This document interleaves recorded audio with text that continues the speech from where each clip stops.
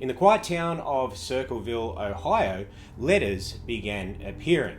Anonymous, accusatory, threatening. Somebody out there knew people's secrets, their affairs, their daily routines, even the paths their children walked to school. And the writer wanted everybody to know that they were watching. For years, the town lived under a cloud of fear, blackmail, threats, stalking, and finally, a crime that would send an innocent man to prison because of a letter he swore he never wrote. And the strangest part, even after he was locked away, the letters just kept on coming. It's midnight somewhere, and tonight I have a story for you.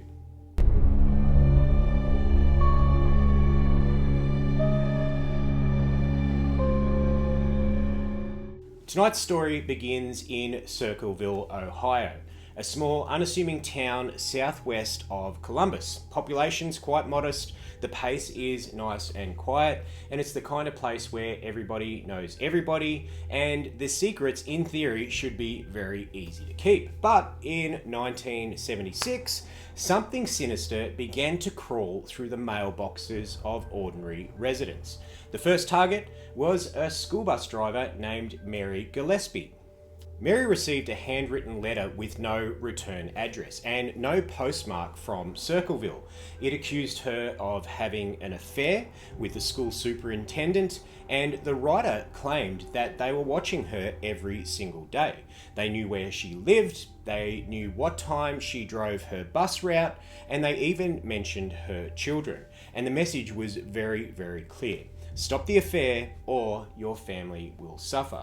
And now, as you can imagine, Mary was very, very shocked, but she kept the letter to herself until more letters started to arrive. Then more, and then they began arriving at her husband's workplace.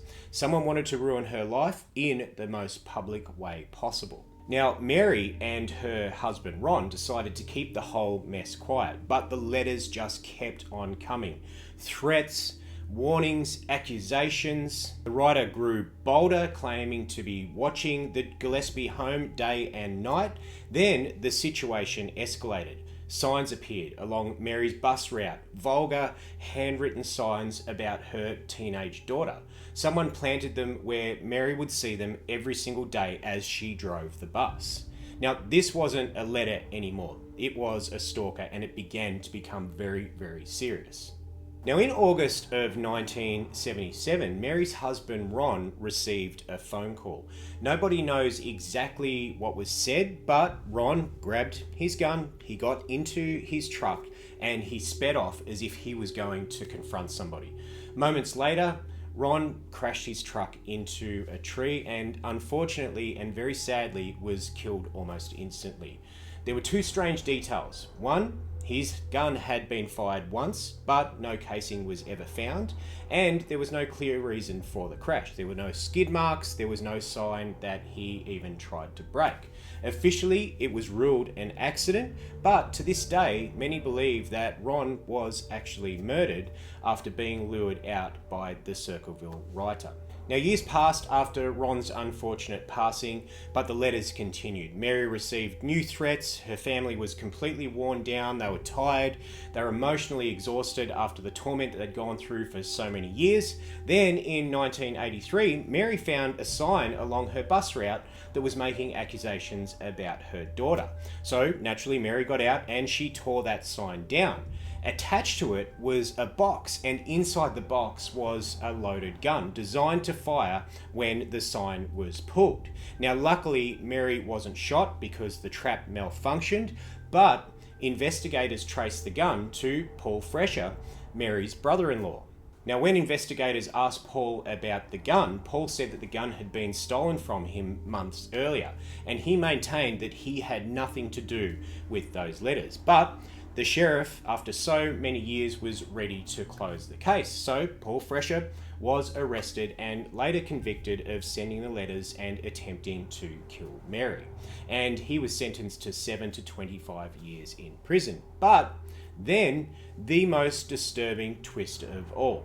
The letters didn't stop. While Paul was locked in an Ohio prison, the letters kept on coming. The same handwriting, the same accusations, and the same chilling warnings. Some were even postmarked from Columbus, nowhere near the prison.